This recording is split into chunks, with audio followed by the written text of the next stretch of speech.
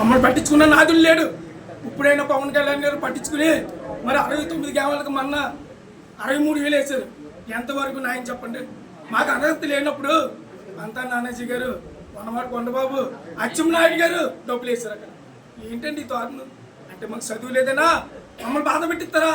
ఈసారి అలా కాదు.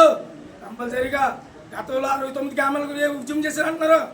ఈసారి ఉద్యమం చేస్తే ఎలా ఉంటుందంటే ఎప్పుడు కదా మత్స్యకారుడు కొళ్ళు తెరిస్తే, గంగమ్మ తల్లి కొళ్ళు తెరిస్తే ఎలా ఉంటుందో ఇక్కడ ఉన్న 67 గ్రామాలు ఉప్పు నీళ్ళగా శత్రువు వచ్చినట్టుగా యుద్ధం చేసి ఎలాగైతే సముద్రంలో ఆటకెళ్తున్నామో అలా ఉప్పు పొంగి మొత్తం వంతుని ముట్టడిచ్చి ఎక్కడికి ఎలాగైనా పొంచేస్తాం. కంపల్సరీ తీసుకుని పవన్ కళ్యాణ్ గారు మరి పార్టీ ఆఫీస్ పిఠాపురం పార్టీ ఆఫీస్కి వచ్చాం. మరి లెటర్ ఇద్దామని వస్తే మరి లేరు.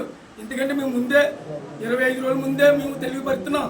అలాగే ఇప్పుడు ఇక్కడికి వచ్చేటప్పటికి వెళ్ళిపోయారు. మరి అలాగే సారు మేము పవన్ కళ్యాణ్ దృష్టికి తీసుకెళ్తారని మరి సార్ గారు వచ్చారు. ఆ లెటర్ ఈ లెటర్ మరి ఆయన ఇస్తున్నాం. త్వరలోనే పవన్ కళ్యాణ్ గారు మరి చర్య తీసుకుని మా కోసం ఈ లెటర్ తీసుకుని మరి ప్రధాన మంత్రి గారికి, చంద్రబాబు నాయుడు గారికి మరి పరిష్కారం చెయ్యాలి. అలాగే మేము తొందరలో వచ్చి ఒక 2 నెలల ముందే మీకు మిమ్మల్ని ప్రకటిస్తాం. మా కాకినాడ